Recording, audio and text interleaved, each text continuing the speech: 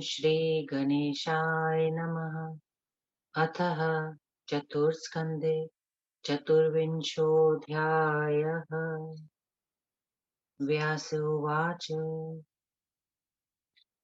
प्रातर्नद्गृहे जातः पुत्रजन्ममहोत्सवः। किन्वदन्त यथ कंसेन श्रुताचारमुखादपि। जानाति वसुदेवस्य दारास्तत्र वसन्तिः। पश्वो दासवर्गश्च सर्वे ते नन्दगोकुले। तेन शङ्कासमाविष्टो गोकुलं प्रति भारतः। नारदेनापि तत्सर्वं कथितं कारणं पुरा। गोकुले ये च नन्दाध्यास्तत्पन्नश्च सुरांशजा। देवकी वसुदेवाध्याः सर्वे ते शत्रवः किल। इति नारदवाक्येन बोधितो असौ कुलाधमः। जातः कोपमना राजन् कंसः परमपापकृत्। पूतना निहता तत्र कृष्णेनापीततेजसा। बको वत्सासुरश्चापि धेनुकश्च महाबलः। प्रलम्बो निहतस्तेन तथा गोवर्धनो धृतः। श्रुत्वैतत् कर्म कंसस्तु मेने मरणमात्मनः। तथा विनिहतः केशी ज्ञात्वा कंसोऽति दुर्मना। धनुर्यागमिषेणाशु तावानेतुं प्रचक्रमे। अक्रूरं प्रेषयामास क्रूरः पापमतिस्तदा। आनेतुं रामकृष्णौ च वधायामीत विक्रमौ। रथमारोप्य गोपालौ गोकुलान्दानिसुतः। आगतो मथुरायां तु कंसादेशे स्थितः किलः। तावागत्य तदा तत्र धनुर्भगं च चक्रतुः। हत्वाथ रजकं कामं गजं चाणूरमुष्टिकम्। शलं च तोषलं चैव न जघान हरिस्तदा। जघान कंसं देशवेशः केशेष्वाकृष्य लीलया। पितरौ मोचयित्वाथ गतदुःखौ चकारः। उग्रसेनाय राज्यम् तद्दावरिनिषूदनः। वसुदेवस्तयोस्तत्र मौञ्जी बन्धनपूर्वकम्। कारयामास विधिवद वृत्तबन्धमहात्मना। उपनीतौ तदा तौ तु गतौ सान्दीपनालयम्। विद्याः सर्वाः रमभयस्य मथुरामा गतौ पुनः।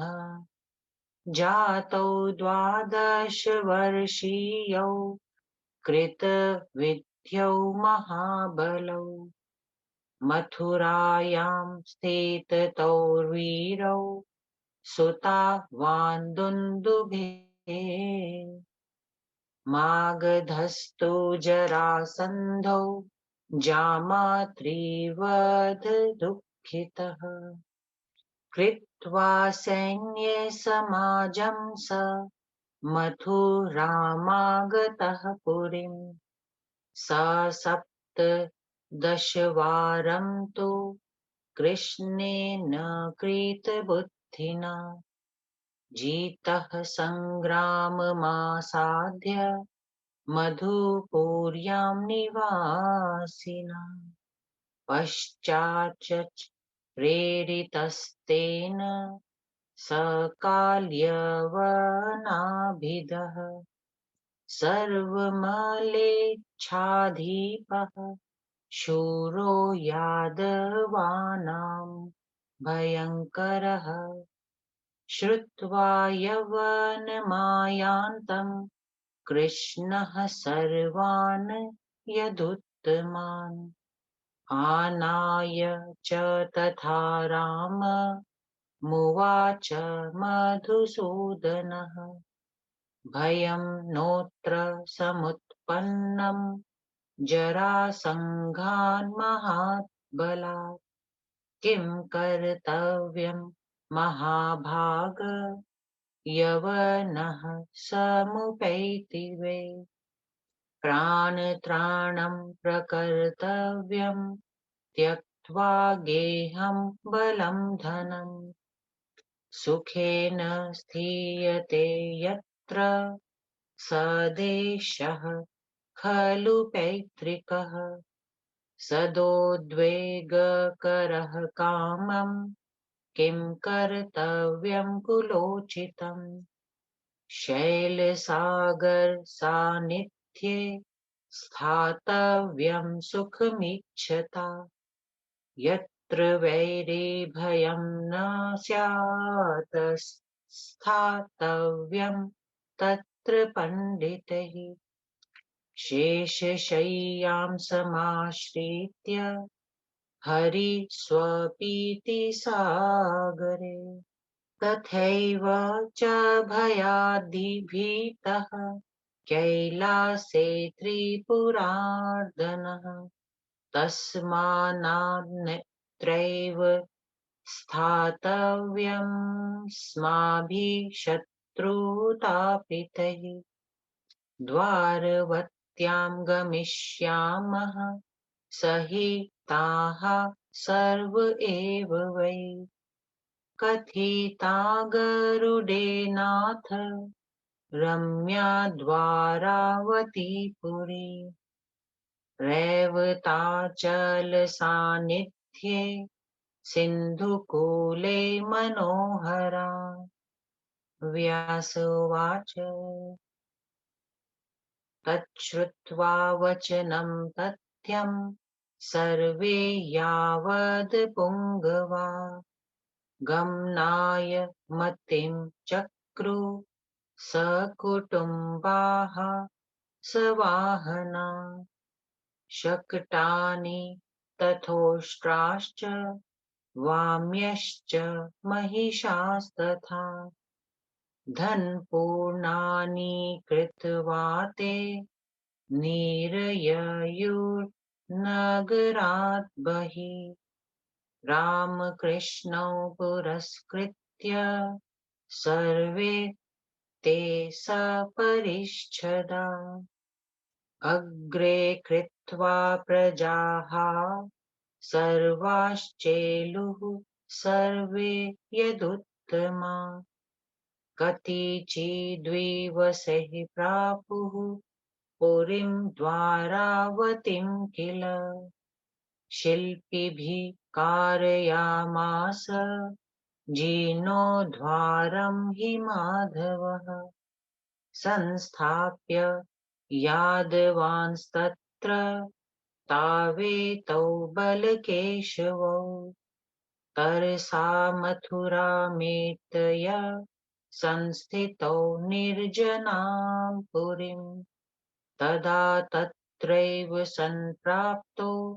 बलवान् यवनाधिपः ज्ञात्वैनं मागतं कृष्णो निर्ययो नगराद् बहिः पदातीर्घे तस्या बुद्ध्य वनस्य जनार्दनः पीताम्बरधरः श्रीमान् प्राह सन् मधुसूदनः तं दृष्ट्वा पूरयतो यान्तं कृष्णं कमललोचनम् यवनोऽपि पदातिः संपृष्ठतो अनुगतः खलः प्रसुप्तो यत्र राजर्षिर्मुचुकुन्दो महाबलः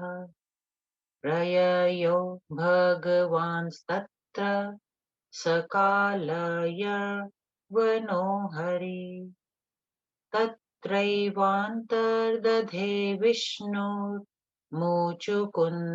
समीक्षय च तत्रैव यवनः प्राप्तः सुप्तभूतमपश्यत् मत्वा तं वासुदेवं स पादेनाताडयन् नृपम् प्रबुद्धः क्रोधरक्ताश्च तं ददाह महाबलः तं दग्ध्वा मुचुकुन्दोऽथ दर्दश कमलेक्षणम् वासुदेवं स देवेशं प्रणमय प्रसीथो वनम् जगाम द्वारकां कृष्णो बलदेव समन्वितः उग्रसेनं नृपं कृत्वा वीजहार यथा रुचि अहर्दृक्निकामं शिशुपाल स्वयंवरात् राक्षसेन विवाहेन चक्रे द्वारविधिं हरि ततो जाम्बवतीं सत्यां मित्रविन्दां च भामिनीं कालिन्दीं लक्ष्मणां भद्रां तथा नाग्नजितिं शुभाम् पृथक् पृथक् समा नीयाप्यूये मे जनार्दनः अष्टावेव महीपाल पत्न्यः परमशोभना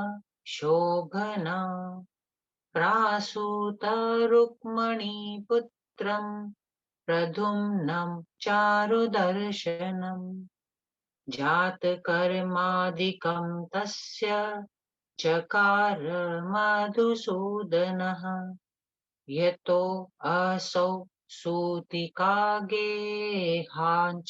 वरेण बलीयसा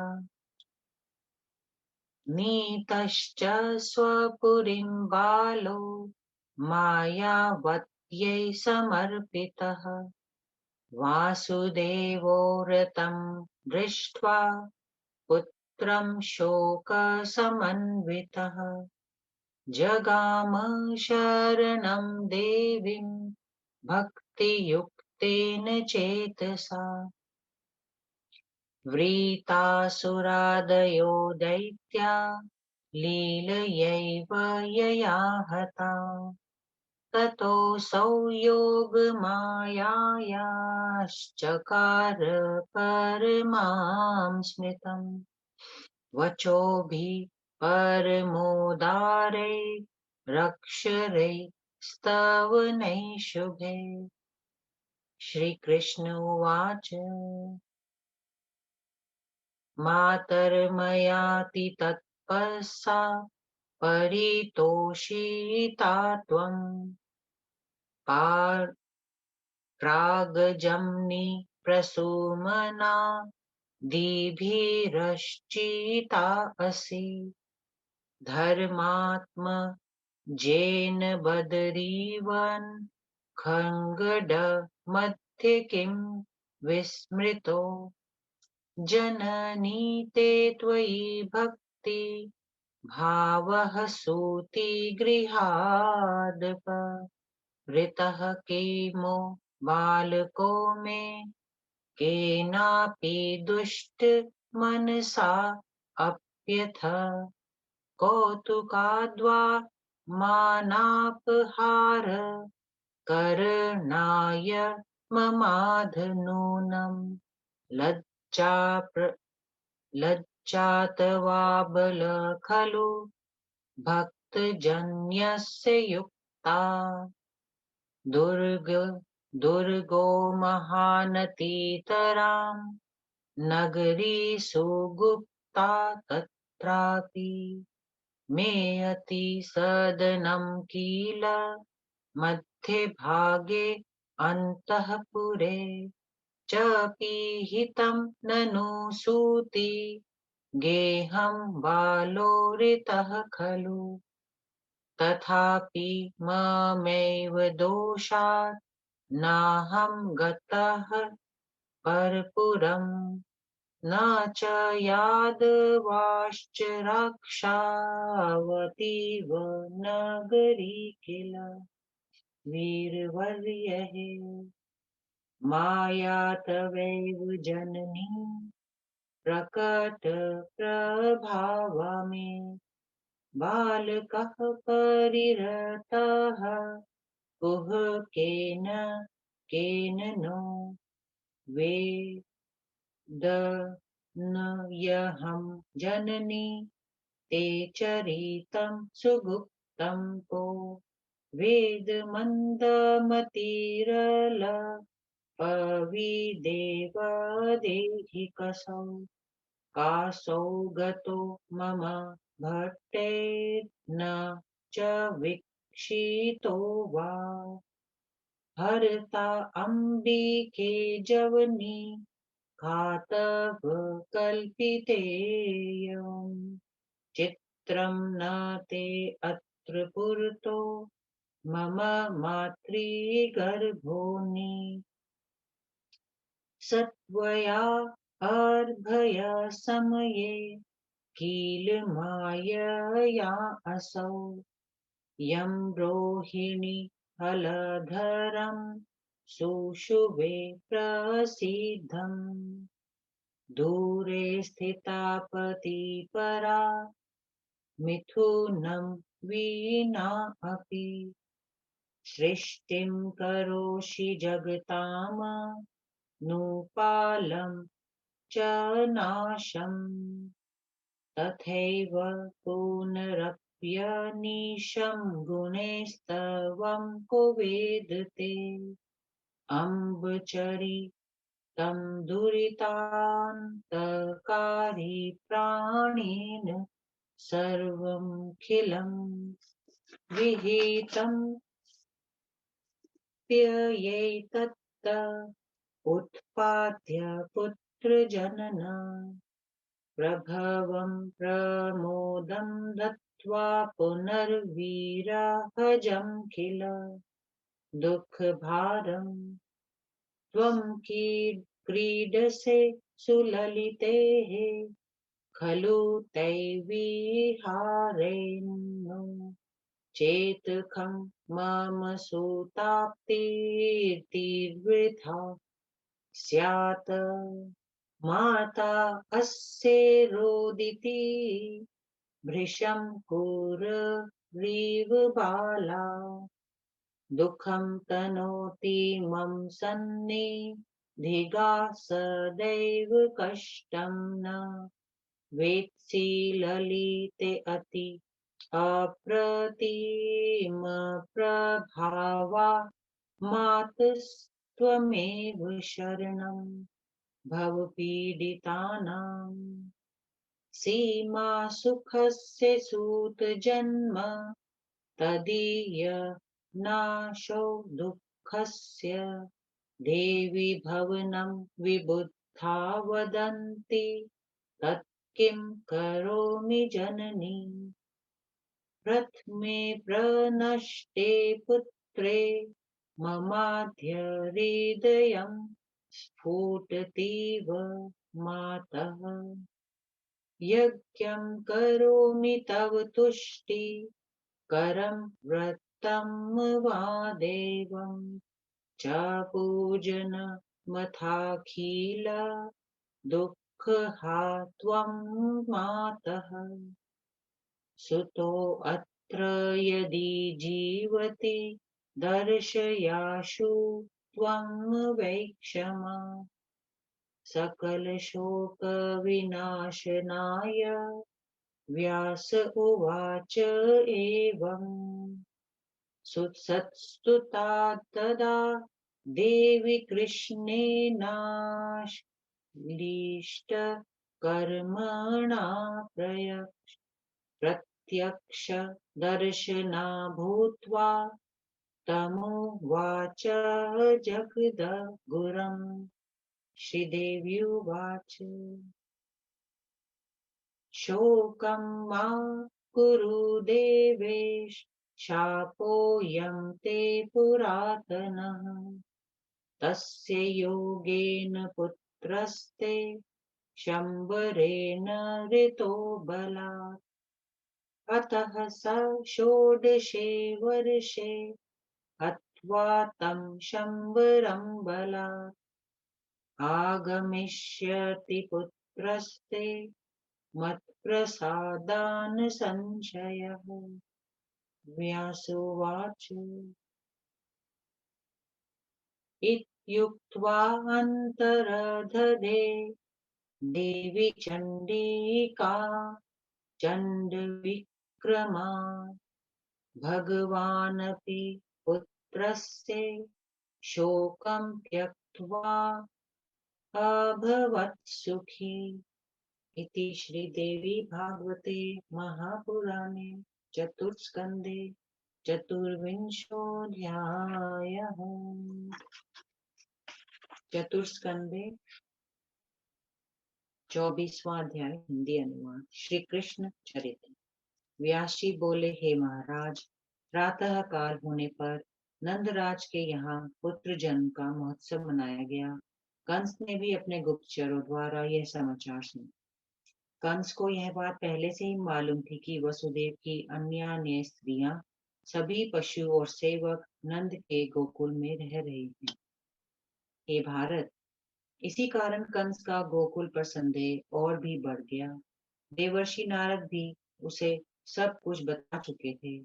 उन्होंने कहा था कि गोकुल में नंद आदि गोप, उनकी पत्नियां देवकी और वसुदेव आदि सभी यादव देवताओं की अंशावतार। हे राजन, नारद जी के इस प्रकार समझाने पर कुल कलंक और महापापी कंस और भी क्रुद्ध हो गया। जब उसने सुना कि अमित तेजस्वी कृष्ण से पूतना बकासुर, वत्सासुर, महाबली धेनुकासुर तथा प्रलंबासुर को मार डाला और गोवर्धन पर्वत को हाथों से उठा लिया है, तब कंस को यह विश्वास हो चला कि मैं अवश्य मारा जाऊंगा। तब उसको यह खबर मिली कि उसका अंतिम सहायक केशी भी कृष्ण के हाथों मारा गया। तब उसने धनुष यज्ञ के बहाने से कृष्ण को शीघ्र मथुरा में बुलाने की योजना बनाई। तदनुसार क्रूर और पाप बुद्धि कंस ने अतुलित बलधारी कृष्ण और बलराम को मार डालने के अभिप्राय से उन्हें बुलाने के लिए अक्रूर को भेजा। कंस के आदेशानुसार गांधिनी तन्ने अक्रूर गोकुल गए और कृष्ण बलराम को रथ पर बिठाकर मथुरा ले आए। नगर में पहुंचते ही उन दोनों वीरों ने यज्ञशाला में रखे हुए धनुष को तोड़ डाला। कंस के धोबी तथा कुल बल या पीड़ हाथी को यमपुर भेज दिया और कंस के प्रसिद्ध पहलवान चारुण, मुष्टिक, शल और तोशल को भगवान कृष्ण ने मार डाला। तदंतर खेल खेल में उन्होंने केश पकड़कर कंस को मंच से नीचे घसीटा और मार कर सदा के लिए समाप्त कर दिया। तदनुसार तदंतर अपने माता पिता को कारागार से छुड़ाकर उनका दुख दूर। शत्रु विनाशक कृष्ण ने अपने नाना उग्रसेन को वहां के राज्य सिंहासन पर बिठलाया। इसके बाद महात्मना वसुदेव ने उन दोनों का मौनी बंधन तथा उपनयन संस्कार कराया। उपनयन हो जाने के बाद श्री कृष्ण तथा बलवान गुरु सांदीपनी के गुरुकुल में विद्या अध्ययन करने लगे। अल्पकाल में ही समस्त विद्याओं का अध्ययन करके वे पुनः मथुरा लौट आए। आनक दुंदुभी अर्थात वसुदेव के पुत्र कृष्ण और बलराम 12 वर्ष की अवस्था में सब विद्याओं के विद्वान और असाधारण बलवान होकर मथुरा में ही रहने लगे। उधर मगध देश का राजा जरासंध अपने दामाद कंस के मरण का समाचार सुनकर बहुत दुखी हुआ और विशाल सेना एकत्र करके उसने मथुरा पर चढ़ाई कर दी। किंतु मधुपुर निवासी भगवान कृष्ण ने अपने बल बुद्धि से जरासंध को 17 बार युद्ध में परास्त किया।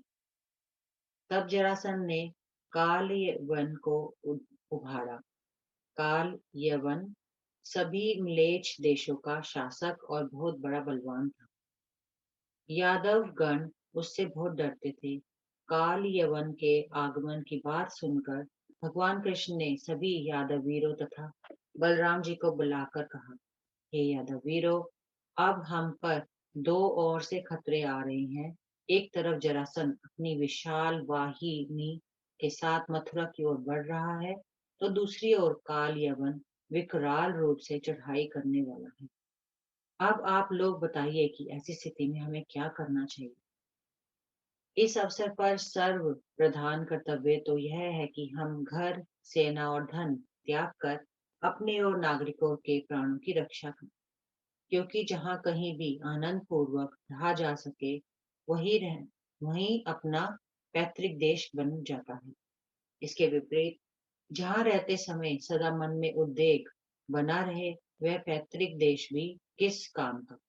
सुख की आकांक्षा रखने वालों को तो ऐसी जगह वासना करनी चाहिए जहाँ पर्वत और समुद्र समीप पड़े, जहाँ शत्रु का भय ना हो। ऐसे ही स्थान पर समझदार मनुष्य को रहना चाहिए, क्योंकि भगवान विष्णु भी समुद्र में शैय्या शयन करते हैं।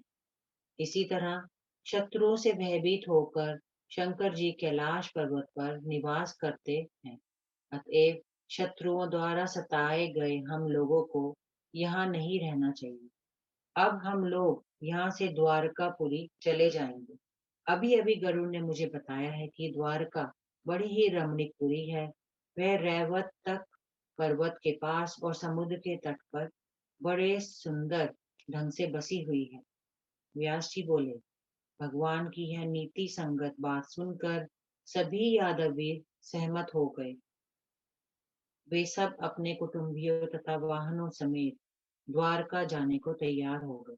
उन्होंने बैलगाड़ियों, ऊंटों, घोड़ियों तथा भैंसों पर अपना सब माल असबाब लाद कर स्त्रियों बच्चों को बैठाया और बलराम तथा भगवान कृष्ण को अपना अगुआ बनाकर मथुरा नगरी से बाहर हो गए। आगे आगे प्रजा जनों को करके सब यदुवंशी वीर उनके पीछे पीछे चले और कुछ ही दिनों में वे लोग द्वारकापुरी में जा पहुंचे। वहां पर भगवान कृष्ण ने कुशल कारीगरों द्वारा भली भांति द्वारका का जीर्णोद्धार कराया और यादवों को बसाकर बलराम तथा कृष्ण तुरंत मथुरा लौट आए और उसी निर्जन मथुरा नगरी में रहने लगे। उसी समय परम वीर काल यवन भी वहां आ धमका। जब कृष्ण को उसके आगमन का पता लगा, तो मथुरा त्याग कर वे उस नगरी के बाहर हो गए। अब पैदल ही भगवान कृष्ण काल यवन के आगे आगे चलने लगे। उस समय अतिशय शोभा संपन्न भगवान कृष्ण पीतांबर पहने हुए थे और ठहाका मारकर हंस रहे थे। कमल लोचन श्री कृष्ण को अपने आगे जाते देखकर दुष्ट काल यवन भी पैदल ही उनके पीछे पीछे चला। चलते चलते भगवान उस स्थान पर जा पहुंचे जहां महाबली राजा मुचुकुंद पड़े सो रहे थे। मुचुकुंद को देखकर भगवान वहां ही अंतर्ध्यान हो गए। उसी समय वहां काल यवन भी जा पहुंचा और सोते हुए राजा मुचुकुंद को उसने कृष्ण समझकर बड़ी जोर से एक लात मारी। इससे वे जाग गए और क्रोध से लाल नेत्र करके उन्होंने ज्यों ही काल यमन की ओर निहारा, त्यों ही वह जल कर भस्म हो गई। इसके बाद राजा मुचुकुंद ने कमल नयन भगवान कृष्ण को अपने समक्ष उपस्थित देखा।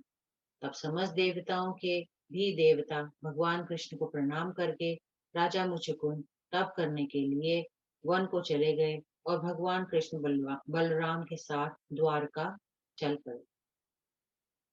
वहां महाराज उग्रसेन को राजा बनाकर वे अपनी रुचि के अनुसार विहार लगे। कुछ समय बाद श्री कृष्ण महाराज भीष्म की पुत्री रुक्मणी को स्वयंवर से हर लाए। उसका वरदान पहले ही शिशुपाल के साथ हो चुका था। अपने घर लाकर भगवान ने रुक्मणी के साथ राक्षस विधि से विवाह की। इसके बाद जाम्बुवती, सत्यभामा, मित्रविंदा, कालिंदी, लक्ष्मणा, भद्रा, नागनजीति आदि सुंदरियों को अलग अलग से लाकर उन्होंने उनके साथ विवाह किया। हे महाराज, उनकी परम सुंदरी यही 8 पत्नियां थीं। समय आने पर रुक्मिणी के गर्भ से अत्यंत सुंदर पुत्र प्रद्युम्न जायमान हुए। मधुसूदन भगवान ने बालक का भली भांति जात कर्म आदि संस्कार संपन्न किया, किंतु शंबर नाम के एक असुर ने उन्हें सौरीधर से चुरा लिया। वह प्रद्युम्न को अपनी पुरी में ले गया और अपनी पुत्री भायावती को सौंप दिया। इधर भगवान कृष्ण को जब पुत्र हरण का समाचार मिला तो बहुत दुखी हुए। तब वे भक्ति भाव भरे चित्त से उन भगवती की शरण में आए जिन्होंने वृत्तासुर जैसे बहुतेरे दैत्यों को खेल खेल में मार डाला था।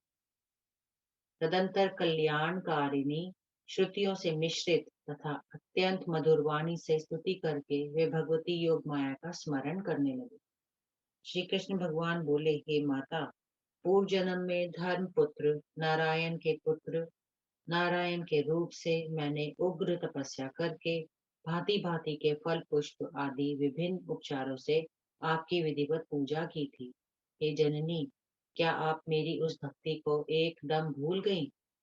किसी ने कुत्सित अभिप्राय से खेल बाढ़ के लिए अथवा मेरा अपमान करने की इच्छा से आज सौरी घर से मेरे बालक का अपहरण कर लिया है। यह अपहरण चाहे जैसा भी हुआ हो, किंतु हे अम्ब, अपने भक्त की लाज रखना तो आपका सर्वप्रधान कर्तव्य है।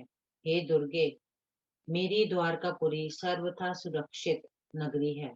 उसके चारों ओर ऊंची ऊंची चहार दीवारियां बनी हुई हैं। उसमें भी मेरा महल सबके मध्य में पड़ता है और वह सौरी घर रनिवार के भीतर है। यह सब होते हुए भी मेरे दोष से ही मेरे पुत्र का अपहरण हो गया। यह मेरे भाग्य का ही दोष है। द्वारका से बाहर किसी नगर को न मैं गया और न यादव भी वहां से हटे। बड़े बड़े वीर सैनिक सदा उस नगरी की रक्षा के लिए सन्नद्ध रहते हैं। हे जननी, मुझे तो इस विषय में आपका ही प्रत्यक्ष प्रभाव दृष्टिगोचर हो रहा है, जिसके सहारे किसी मायावी ने मेरे बालक को उड़ा लिया है। हे जगदम्बे, मैं आपके गुप्त चरित्रों को नहीं जानता। मैं ही क्या, कोई भी मंदमती तथा अल्पज्ञ प्राणी ऐसा ना होगा कि जो आपके चरित्र को जान सके। उसका अपहरण करने वाला किधर गया और उसे जब हमारे निपुण सैनिक भी नहीं देख सके, तो हे अंबिके, ऐसा अनुमान होता है कि आपने ही उनकी आंखों के आगे माया का पर्दा डाल दिया है। यदि आपने ऐसा किया हो तो कोई आश्चर्य की बात नहीं है, क्योंकि आप अपनी माया से माता देवकी के 5 मास के गर्भ को जन्म लेने के पहले ही उनकी कोख से निकालकर माता रुक्मिणी की कोख में पहुंचा चुकी हैं।